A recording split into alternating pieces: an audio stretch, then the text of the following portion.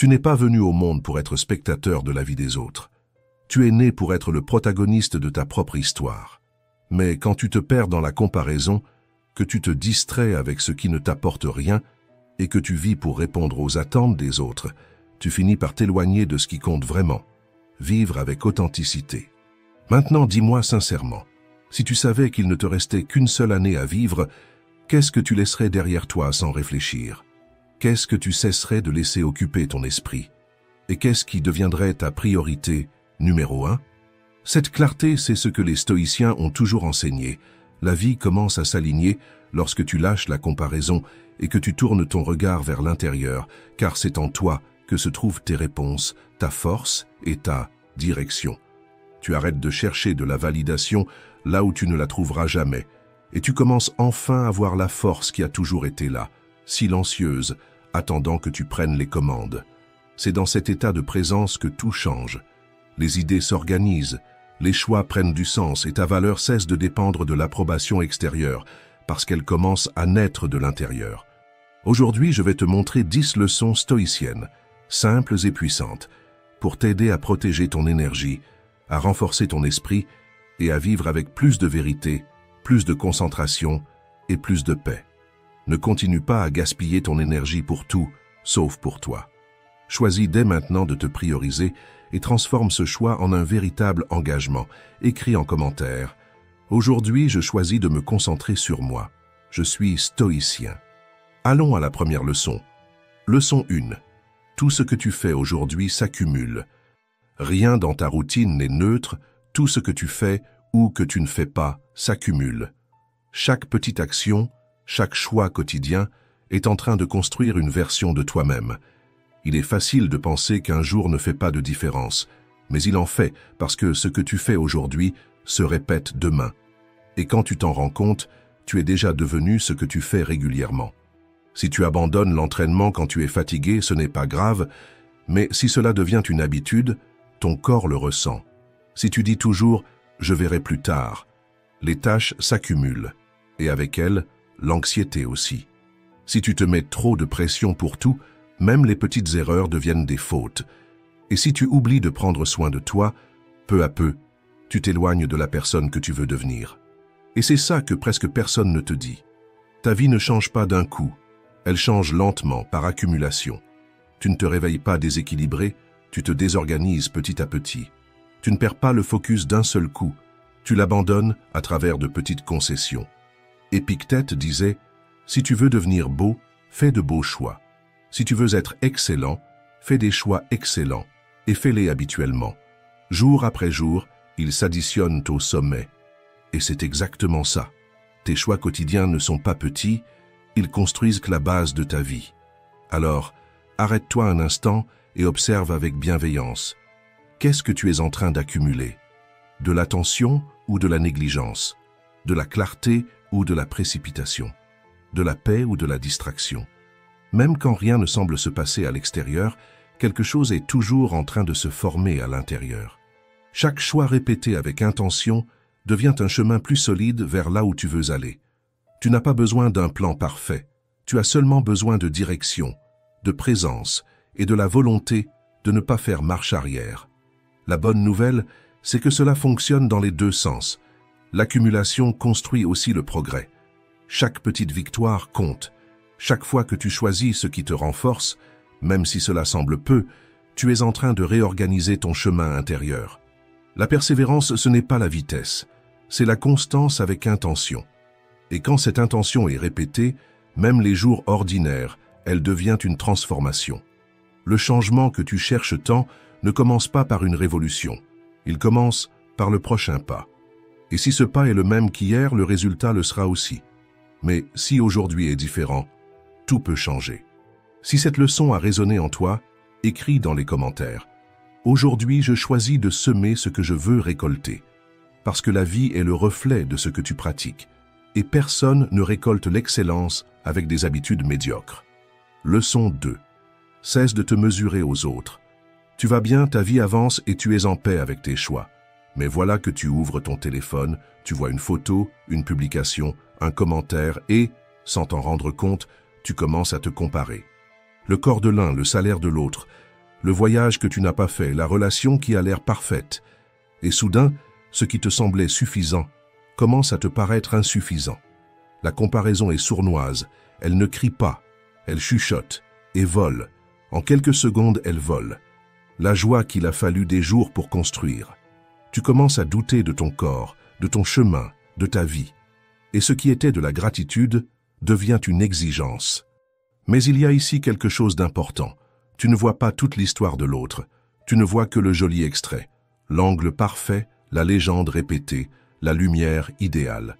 Et utiliser ça comme une règle pour mesurer ta propre vie, c'est comme essayer de trouver le nord avec une boussole cassée. Rien ne s'aligne, rien n'a de sens.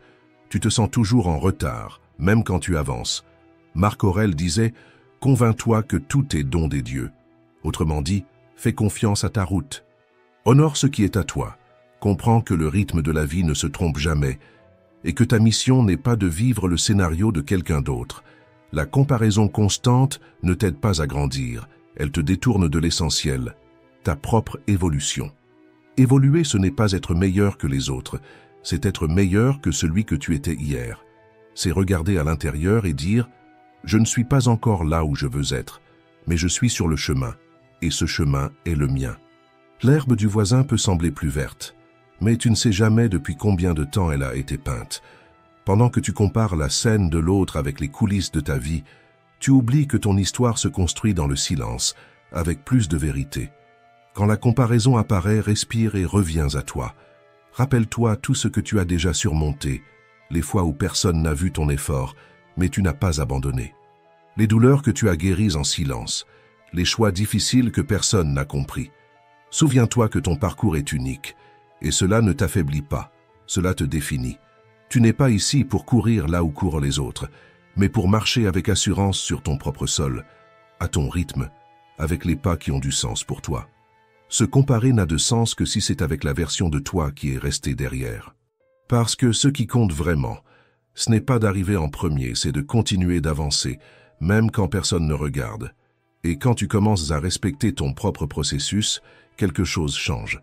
Le focus revient à sa place, le bruit extérieur diminue, et ta force ne dépend plus du regard des autres pour exister, mais vient enfin de l'intérieur.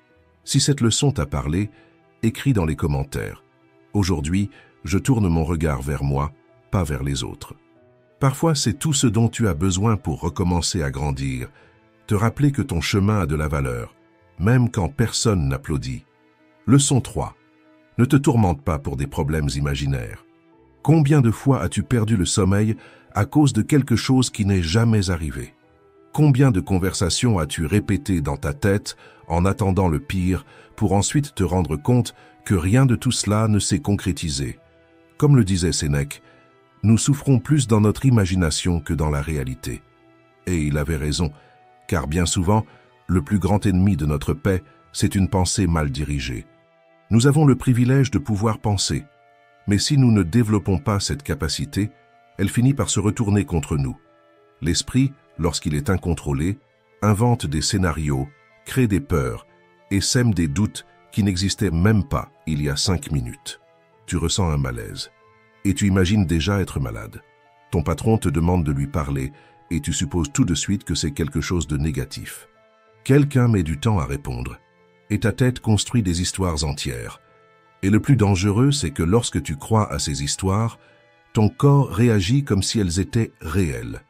Tu accélères ta respiration, ta poitrine se serre, tes épaules se crispent. Tout cela pour quelque chose qui n'existe que dans ton esprit. C'est comme recevoir des coups d'un ennemi invisible. Tu ne le vois pas, mais tu en ressens l'impact. C'est pourquoi tu dois apprendre à faire quelque chose de rare, questionner tes propres pensées.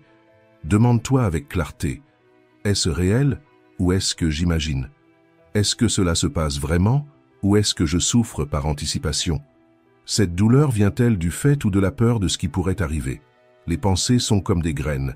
Si tu nourris celles qui sont négatives, tu récoltes de l'anxiété. Mais si tu tournes ton attention vers ce qui est devant toi, vers le moment présent, tu reprends le contrôle. L'esprit fonctionne comme une lentille. Si elle est salie par la peur, elle déforme tout ce que tu vois. Mais si tu la nettoies avec de la présence et du discernement, tu commences à voir ce qui est. et non ce que l'anxiété a inventé. Concentre-toi sur la tâche que tu dois accomplir, sur la conversation que tu es en train de vivre, sur le choix que tu peux faire aujourd'hui. N'ajoute pas de souffrance là où il y a déjà un défi, et n'amplifie pas des peurs qui n'existent que parce que tu les as laissées grandir. Ne gaspille pas ta vie à combattre des fantômes. Apprends à te concentrer sur toi, sur ce qui est concret, sur ce que tu as entre les mains maintenant, et tu verras que beaucoup de monstres disparaissent quand tu allumes la lumière de la raison.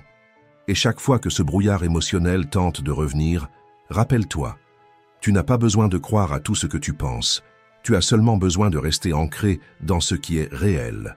L'esprit est puissant, mais lorsque tu l'observes avec calme, il cesse de te dominer et commence à te servir. Leçon 4. Toute émotion ne mérite pas une action. As-tu déjà remarqué comme parfois, une simple phrase prononcée par quelqu'un suffit à déclencher ta colère?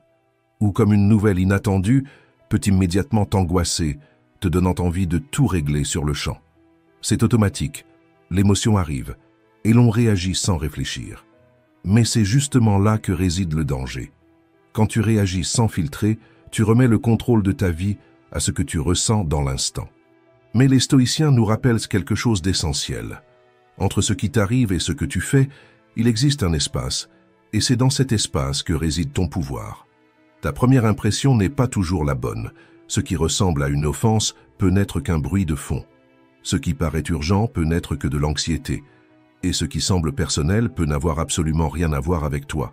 C'est pour cela que, avant d'agir, il vaut mieux s'arrêter un instant.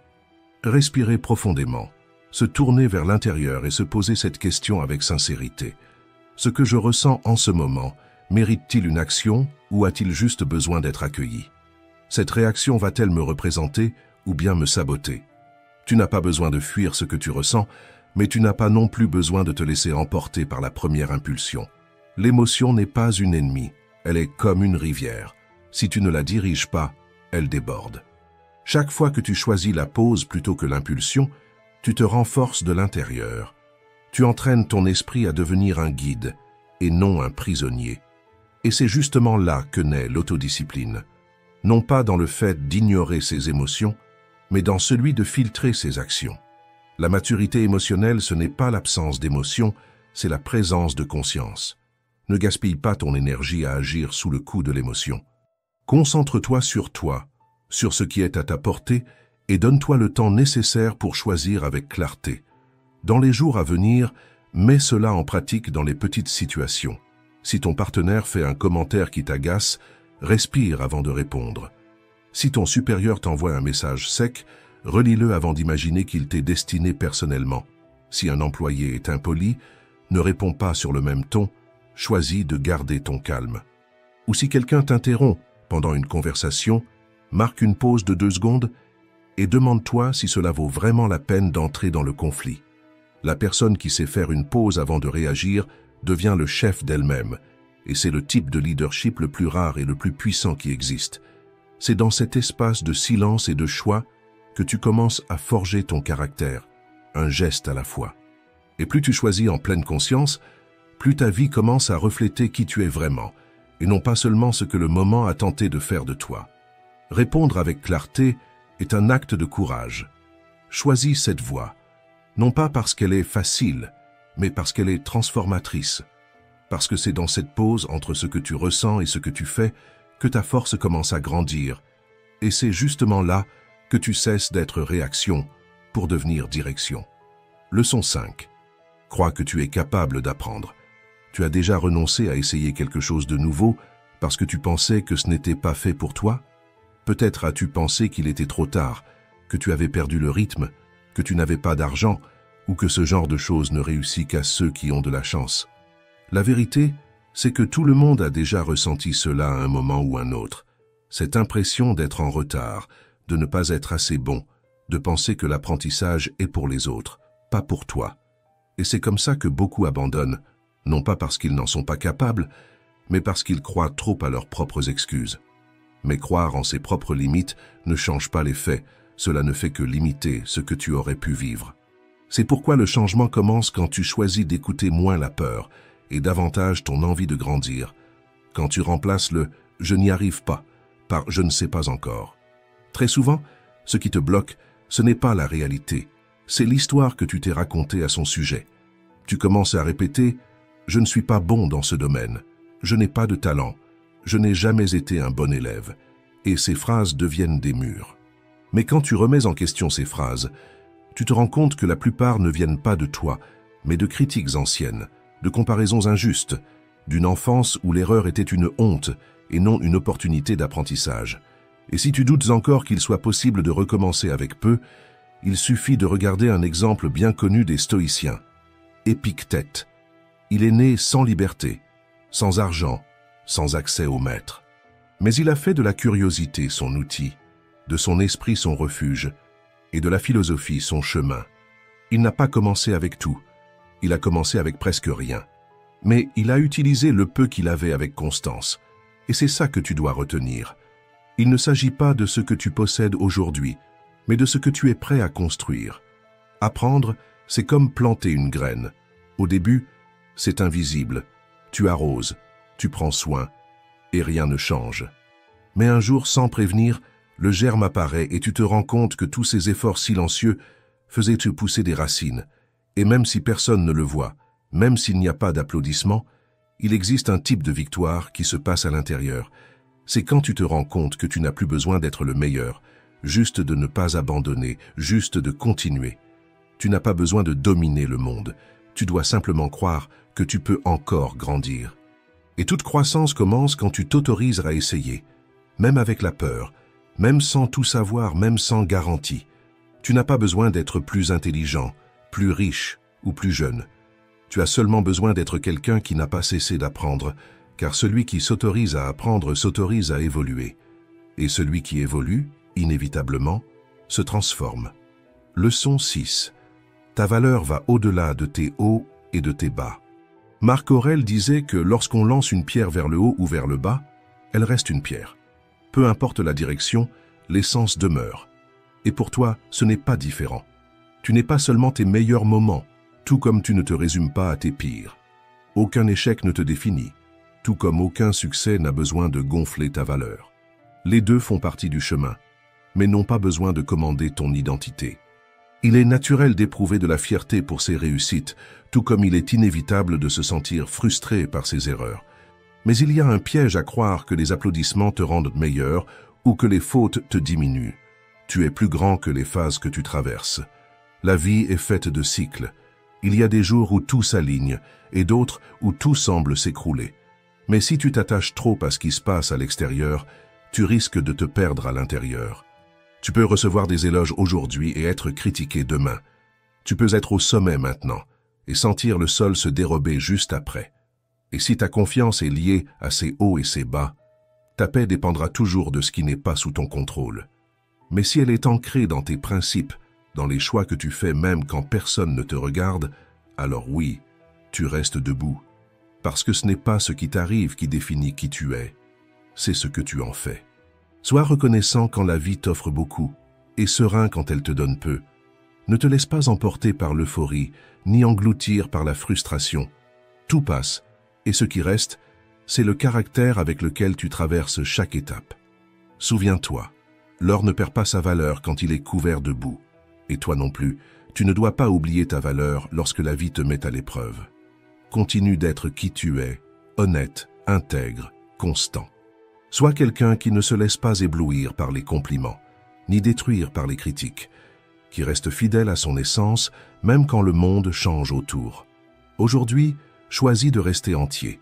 Décide de ne pas te mesurer à des réussites passagères, mais au courage de continuer à être toi, avec simplicité et vérité, dans n'importe quelle situation. Leçon 7. Toi seul as le contrôle de tes réactions. Il y a des jours où tout semble échapper à ton contrôle. Tu reçois une mauvaise nouvelle. Quelqu'un te parle avec grossièreté, quelque chose tourne mal, et ton premier réflexe est de réagir sur l'impulsion, accuser, t'épuiser. Mais c'est justement à ce moment-là qu'existe un choix silencieux. Tu peux réagir comme toujours, ou tu peux répondre autrement. Épictète disait « Nous ne contrôlons pas ce qui nous arrive, mais nous contrôlons notre réponse à ce qui nous arrive. » Et cette phrase, même si elle semble simple, contient l'une des plus grandes forces qu'un être humain peut développer, le pouvoir de ne pas se livrer à la première impulsion. Quand tu réponds avec colère, tu abandonnes ta force. Quand tu réponds avec calme, tu reprends le contrôle. Et cela ne veut pas dire être passif, cela veut dire être stratégique. La vraie vie exige de l'équilibre, pas la perfection.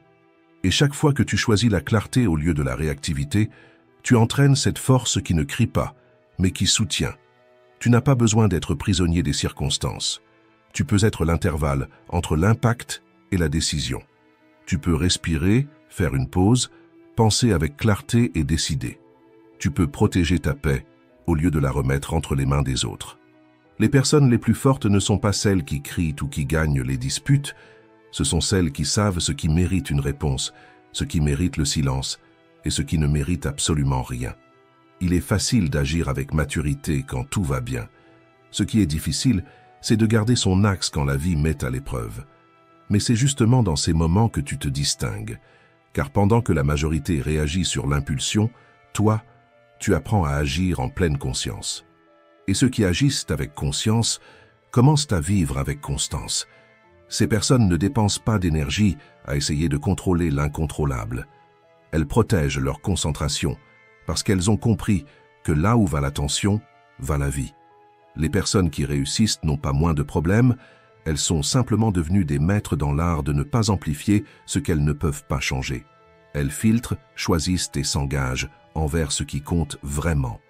Et toi aussi, tu peux faire cela, tu peux être plus grand que l'irritation du moment. Tu peux être plus solide que le chaos qui t'entoure. Tu peux être le point de stabilité entre ce qui t'affecte et ce que tu choisis d'en faire. Ne vis pas en pilote automatique. Chaque fois que tu réagis sans réfléchir, tu remets ton pouvoir. Mais chaque fois que tu choisis comment répondre, tu redeviens l'auteur de ta propre histoire. Si cela a réveillé quelque chose que tu as besoin de reprendre en main, écris dans les commentaires. Aujourd'hui, je choisis ma réponse, pas la réaction. Parce que lorsque tu maîtrises ta manière de répondre, tu changes la façon dont la vie t'atteint, et plus personne n'a le pouvoir de t'éloigner de ton centre. Leçon 8. Ceux qui brillent dérangent. Chaque fois que tu décides de changer, quelqu'un va mal réagir. Pas toujours avec des attaques directes, mais avec des blagues subtiles, des commentaires pleins d'ironie. Ou ce regard qui semble dire « Pour qui tu te prends ?»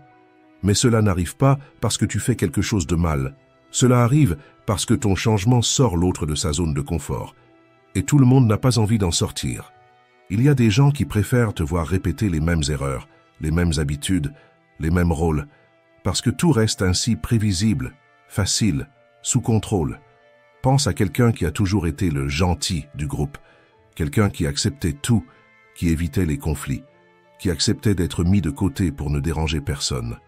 Il a vécu comme ça toute sa vie, jusqu'au jour où il commence à changer, à dire non, à poser des limites, à protéger son temps et son énergie. Au début, ses amis trouvent ça étrange, disent « C'est fou, tu as changé ». Quelqu'un se plaint « Avant, tu étais plus sympa ».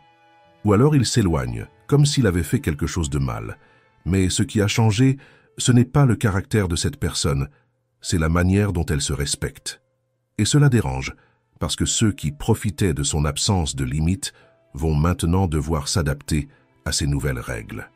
Et maintenant, pense à toi. Combien de fois as-tu essayé d'évoluer et entendu exactement ce type de réaction? Combien de fois as-tu été jugé, non pas pour tes erreurs, mais pour ce que tu avais enfin commencé à faire correctement? Ou encore, combien de fois la critique est-elle venue précisément de ceux dont tu attendais du soutien? C'est toujours comme ça. Quand tu commences à rompre avec la stagnation, ceux qui restent immobiles se sentent menacés.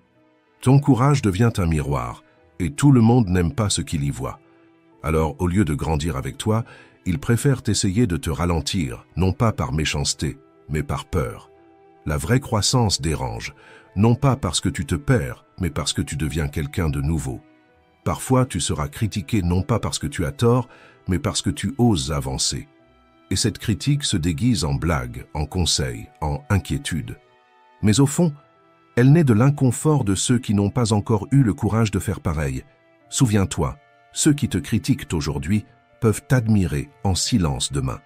Alors, ne recule pas. Ne te justifie pas trop. Ne cherche pas à être compris par ceux qui veulent juste te maintenir dans le passé. Continue même si personne ne croit en toi.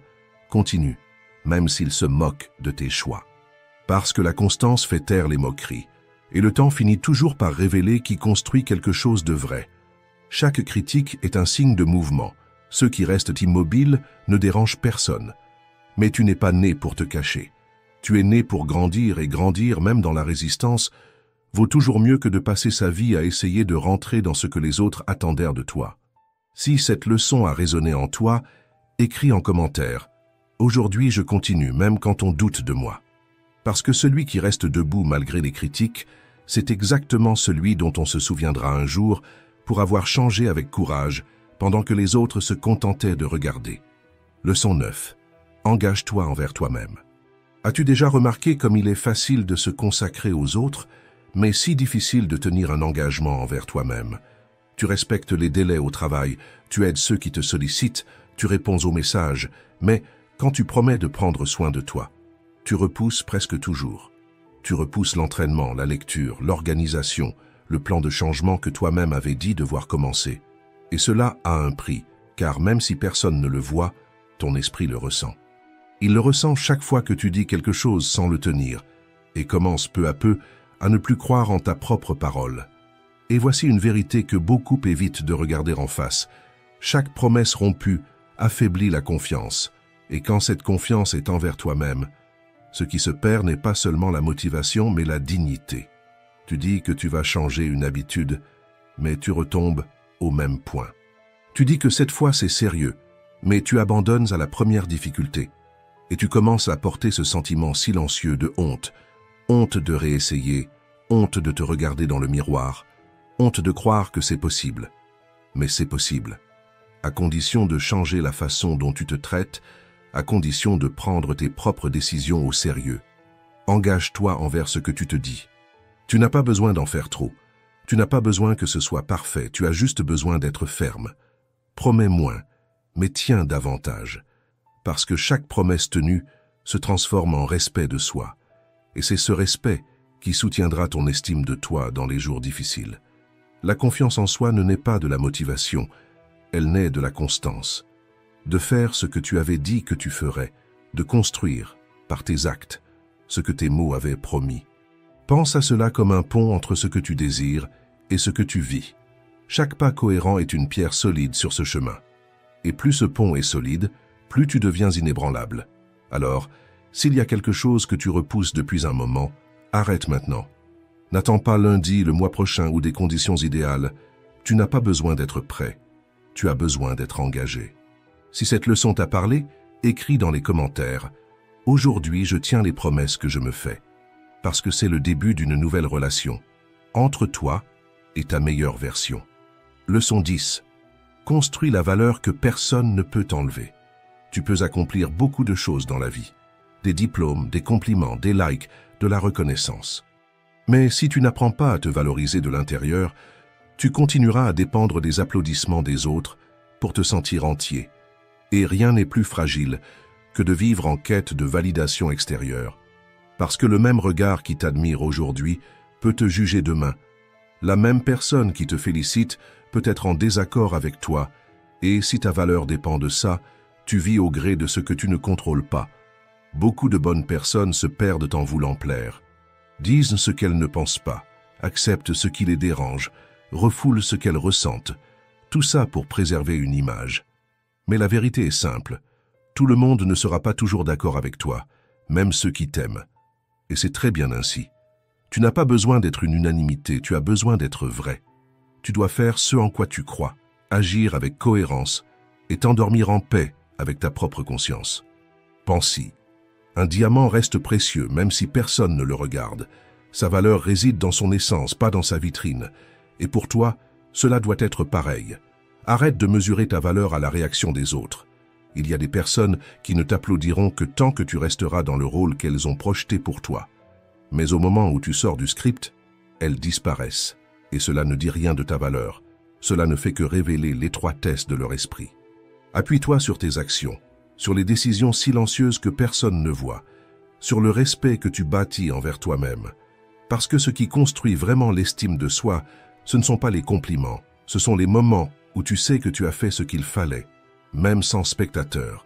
C'est cela qui te rend fort, c'est cela qui te soutient quand le monde devient silencieux. La valeur ne se mendie pas, elle se construit. Et plus tu te soutiens de l'intérieur, moins tu dépends de l'approbation extérieure. Tu vivras plus légèrement lorsque tu cesseras d'essayer d'être ce qu'on attend de toi et que tu commenceras enfin à être qui tu es.